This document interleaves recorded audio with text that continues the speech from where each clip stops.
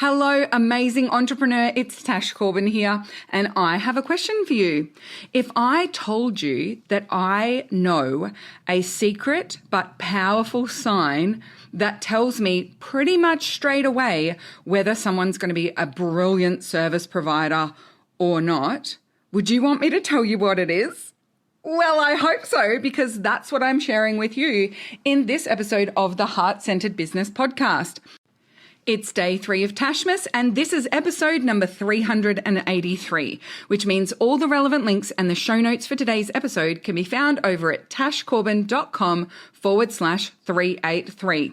Now, I'm going to be sharing this powerful sign of a brilliant service provider with you, not only so you can spot great service providers when you are thinking about working with someone, but once you hear what this secret key is and why it's so important and powerful, you can also incorporate this into your own business and your own marketing to ensure that the people who are interested in working with you also understand what an amazing service provider you are. So let's dive into this one, because it starts out with stories, but it ends really practical. Let's dive in. I'm Tash Corbin, and this is the Heart-Centered Business Podcast. Now, firstly, it's not really a secret. I'm telling you exactly what it is.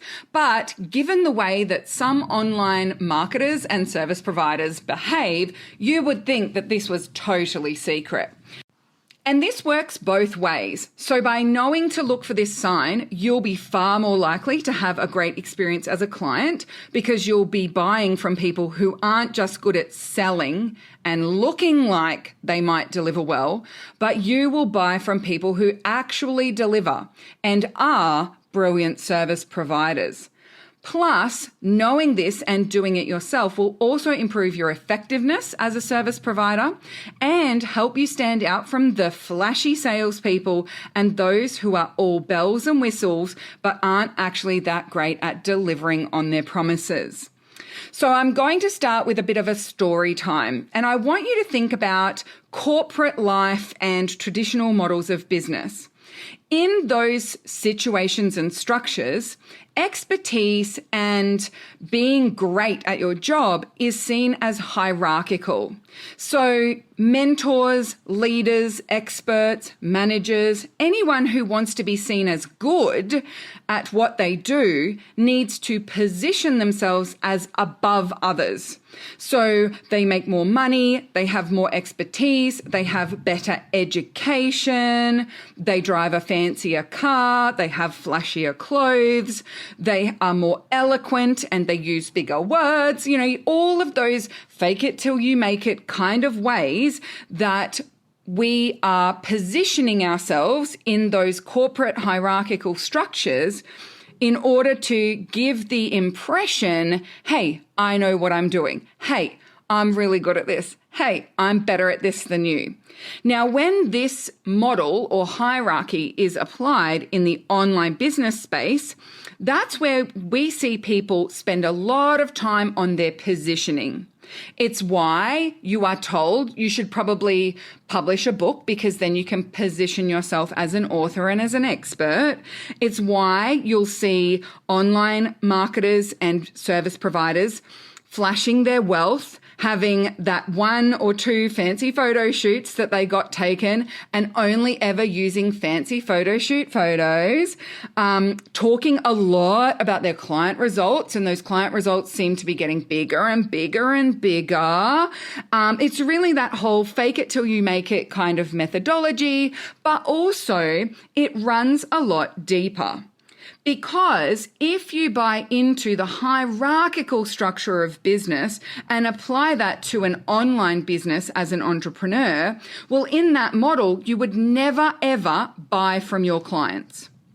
Because if you buy from your clients, you're putting them in the power position in the hierarchy, and you have an interest, a self-interest in maintaining your power position.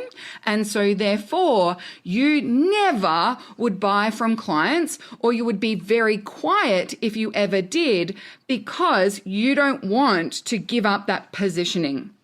You also wouldn't be transparent about things that may have gone wrong or mistakes that you have made. You wouldn't be transparent about exactly how many clients you really work with, or when you have discounts or special offers, you only make those offers privately because you don't ever want to reveal to the world what your actual situation is in case that doesn't match the image that you have been portraying or the positioning that you've been working so hard to develop.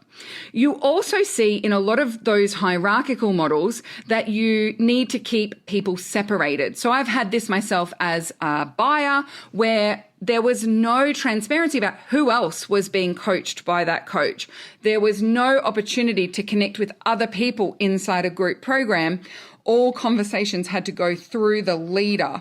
And there, you also see keeping people silent as an important part of that model in its extreme form as well. So that is where you might see non-disclosure agreements and coaching contracts that have lots and lots of terms and conditions that you need to follow along with in order to be able to work with the person.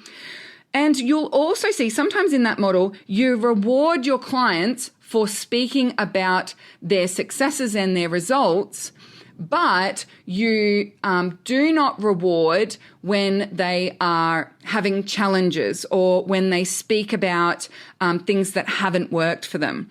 So when you create that structure, you can see that in its extreme form in online business, it's the reason in a lot of cases why we see people faking their results to their mentor because they know that will have their mentor share them online and give them more reach. And we are seeing this more and more. So mentors and providers are incentivizing people sharing their wins and successes by platforming those wins and successes.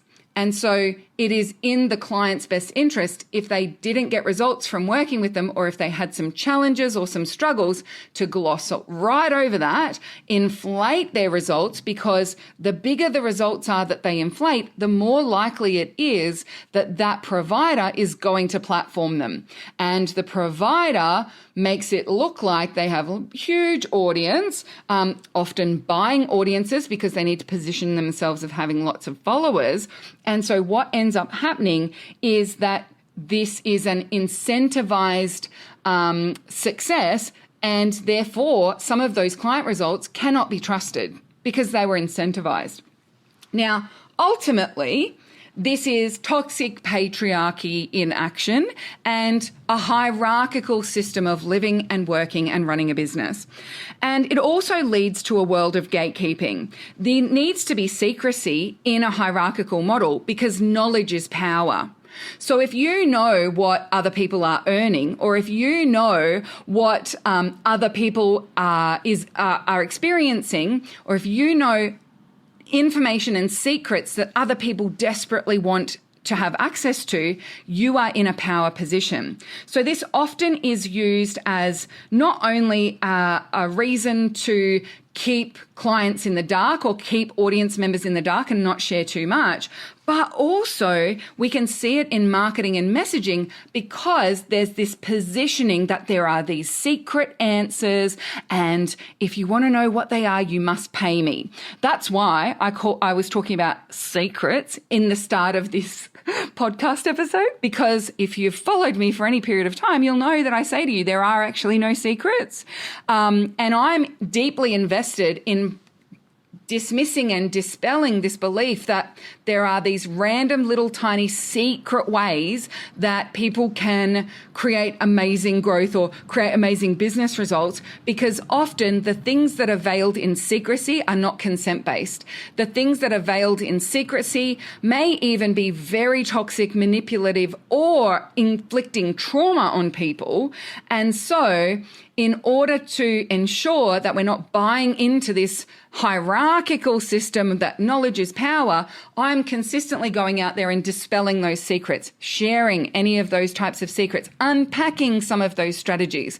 So you'll hear me say a lot that there aren't any secrets in online business.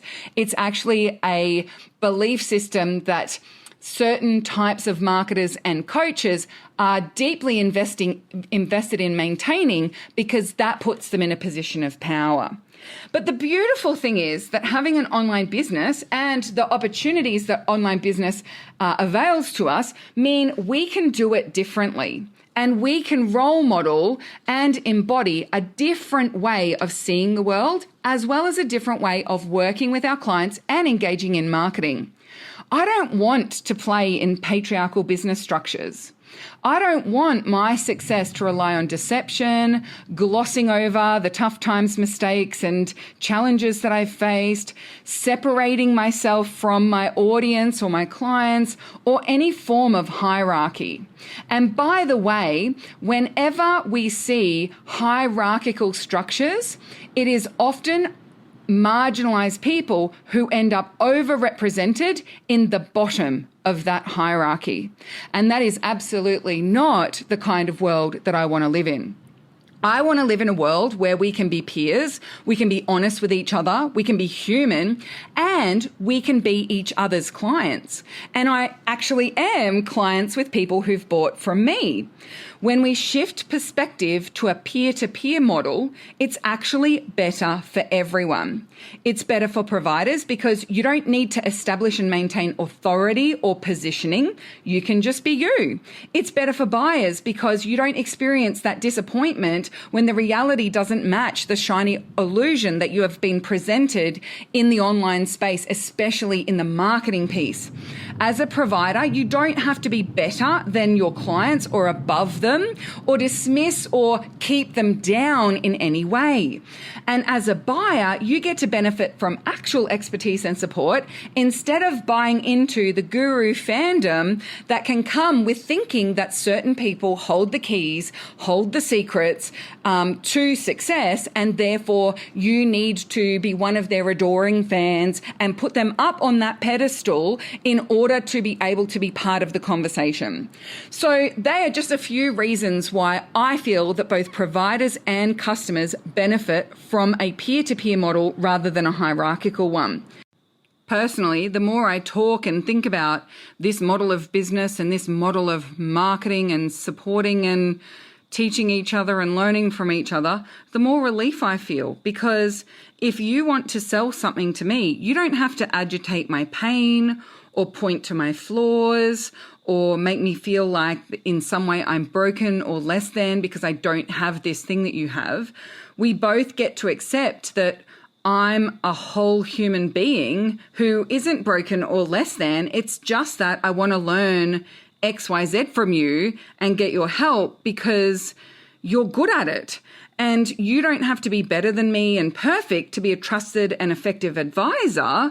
And so, I feel relief at that. I don't feel like it's a second best model. I actually think that this allows us to not have to hurt each other in order to sell to each other, but we also don't have to revere each other to buy from each other. And so if you wanted to buy something from me, it has nothing to do with who's the better person or who is revered.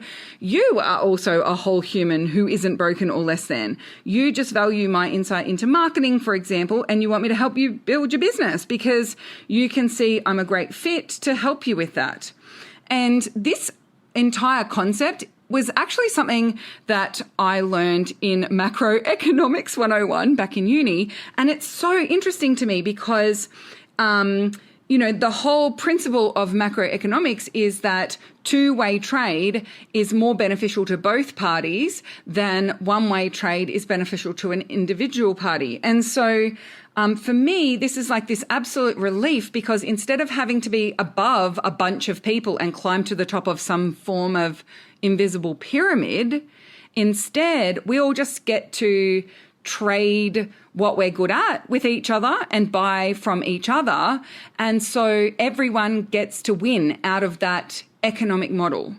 So it makes me so, so relieved that I don't have to tell you that I'm perfect, or I don't have to hide my mistakes, or I don't have to pretend what my income levels are, and I don't have to always share the shiny photo shoot photos, and I don't have to pretend that I know the answer to every single question that you could possibly ask me. I just get to be myself. And that makes a world of difference to how excited I feel about my business and how easy it is for me to run my business, because I'm not putting on a mask. I'm not having to create some kind of front. I'm not trying to convince you that I'm anything that I'm not, or I don't have to do any harm to you to keep you stuck below me or maintain my position of power and authority over you. So, what is the sign then that tells me someone subscribes to this model of business? And if this model of business and seeing things as a peer-to-peer relationship instead of hierarchical is something that appeals to you, what can you do in order to start moving towards more alignment? Well, it might surprise you that the sign that I look for is questions. Questions. So if I am following a new service provider or I meet someone, the first thing I'm looking for is, do they encourage people to ask them questions publicly and answer those questions fully and publicly? And on the other side, do they ask their audience questions and listen to the answers that they're being told? If someone asks questions of their audience, especially genuine ones, not those like veiled ones, it's like, do you understand the difference between X and Y? And all they're doing is trying to position you to say no so that they can swoop in as the expert. That's not a genuine question. But if someone asks those genuine questions of their audience, ones that almost feel a little vulnerable asking, because it's basically saying, well, I don't have all the answers. So when I ask people, what are you struggling with when it comes to creating your courses? In the hierarchical model of business, I wouldn't ask that question because I should already know the answer, because I am the overlord on top of the pyramid who can see everything that's going on perfectly. But that's not the case, and I'm not that person. And so asking those genuine questions of your audience means that you aren't as likely to be attached to hierarchical dominance. And the term hierarchical dominance, I actually just saw on Instagram yesterday, and I had to write it down before I recorded this podcast episode. Someone was sharing how to use agitation and how to fast track clients into buying from you.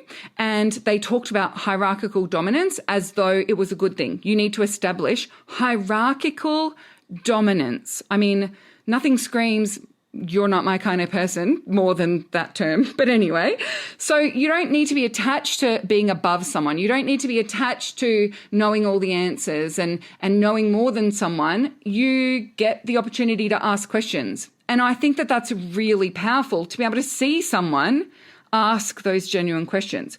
If someone encourages questions publicly and openly and publicly answers those questions fully, they are not someone who is relying on keeping the answers a secret, and they aren't just positioning themselves as the gatekeepers of the information. So as I circle back to the knowledge is power principle of hierarchical models, if we think about it in the peer-to-peer model, well, then knowledge is not power, and you don't need to be a gatekeeper of knowledge to keep people out of spaces. So following service providers and considering working with them, ask yourself, do they come across as attached to a position of power? Do they position themselves as a gatekeeper of information, as having this one simple secret or this exact 108-step plan that as long as you pay for it, you're allowed to progress up the pyramid, but if you don't pay for it, you have to stay where you are? Do they position themselves as keeping knowledge, as having knowledge? Do they position themselves in a space where they do not embrace true vulnerability by making it known that they don't have all the answers? If knowledge is power, service providers who are attached to hierarchy will want to reinforce and reassure you that they have it all. And if you would like to give that sense of safety and embrace a peer-to-peer relationship model in your own business, as a provider, ask more questions of your audience and listen more to their answers. Something that I find very frustrating is answering a question that someone has asked online and then the response being just telling me all the ways that I'm wrong. And whilst I understand that people are very passionate about what it is that they have to share and that they may have a different perspective or a more informed perspective than me, they positioned the question as wanting to know what my challenge was, or wanting to know where I was stuck, or wanting to know what my process was. And I didn't know they were asking that so they could correct me. And if I'd known they were asking that so they could correct me, I probably wouldn't have answered. So even when you do ask questions, giving context as to why you're asking those questions and listening to the answers that people give you more closely will help you to not only look like a better service provider, but actually be a better service provider. Interrogate your own attachments to hierarchy, to positioning, to authority, and decide which world you want to live in. Do you want to live in a world where the dominant structure is hierarchy and positioning is an important part of being a business owner? It is a valid decision to say yes. For a lot of people, we've grown up in a patriarchal society. We've done all of our training in a hierarchical system. I mean, nothing screams hierarchy like level 1, level 2, level 3, level 4, right? We've done all our training through hierarchy. We have worked in jobs that were hierarchical. And so it's easier to just continue in that model in a lot of cases. That is a perfectly legitimate decision. And there is absolutely no judgment from me if that is the model that you feel most comfortable with and that's the one that you choose to stay aligned with. I would just also say that everything that I do is through the peer-to-peer model. So I'm probably not someone whose podcast you should be listening to. The things that I share don't align with that power positioning and that establishing authority. So I'm freeing up your time by saying I don't teach that stuff. And so I do want to be 100% hand on heart. You do not need to continue consuming content from me if that is the decision that you make. And I wish you all the best. I'm not doing it through the lens of, well, good luck with that. It's not a sarcastic, I wish you all the best. I really do. And I 100% understand why people would make the decision to maintain a hierarchical structure to their model, to their marketing. I absolutely get it. And I have no judgment towards people who choose to go down that pathway. If you decide that you want to be in that more peer-to-peer relationship, you will face resistance. It will challenge you because all the things we get rewarded for under hierarchy often are the things that keep us disconnected in a peer-to-peer model. So you may be rewarded for looking like you're really busy in a hierarchy. Whereas in a peer-to-peer model, people might be upfront and honest with you that it doesn't really appeal to them and that seeing you work so hard or seeing you wear your work ethic and your long hours as a badge of honor makes them feel uncomfortable, and that's not actually what they are desiring.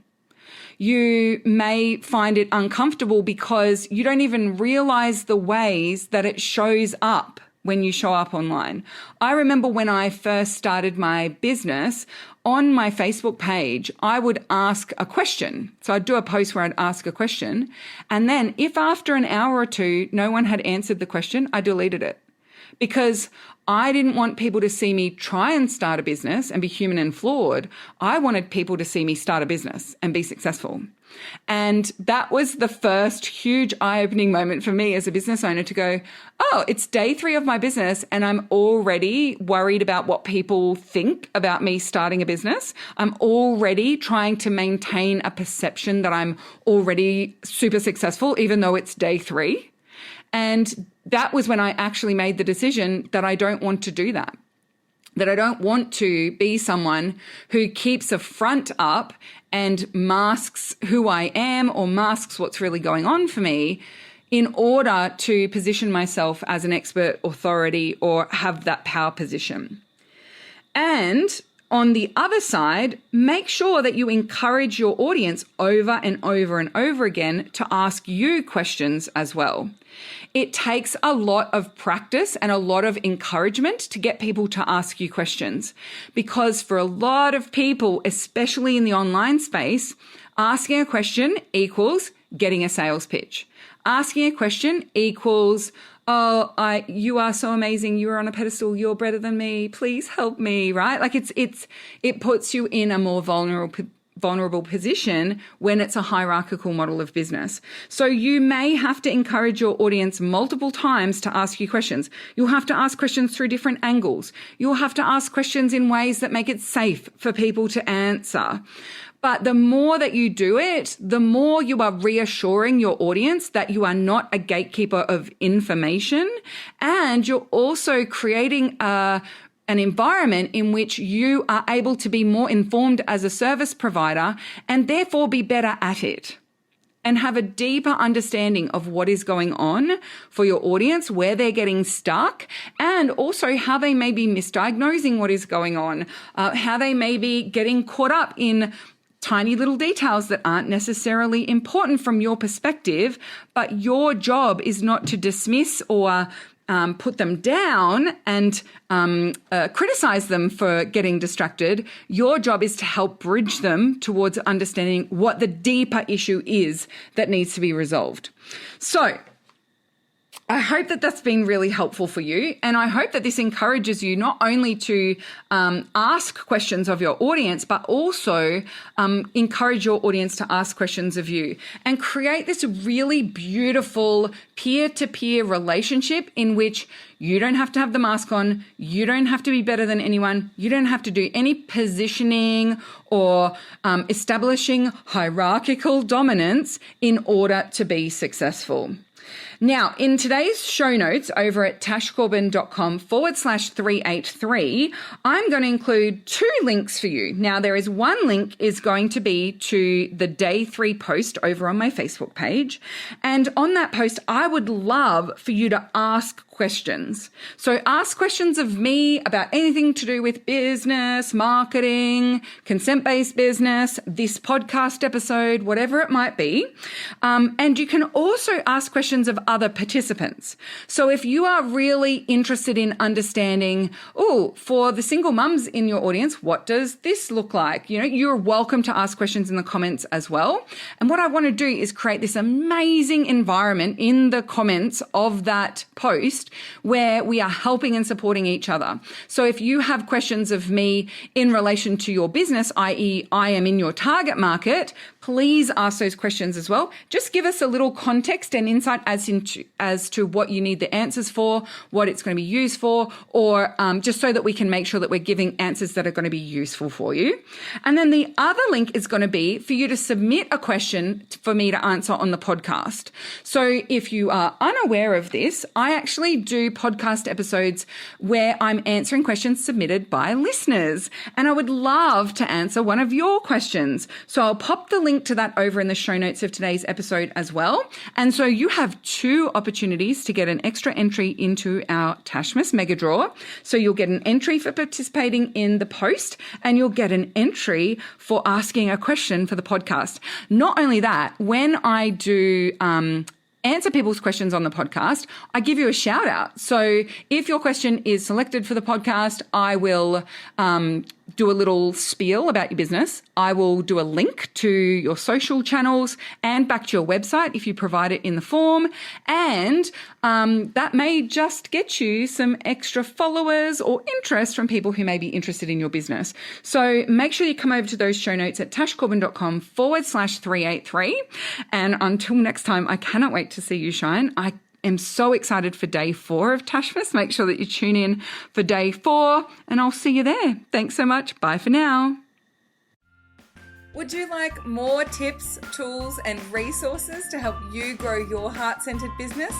Head to tashcorbin.com today.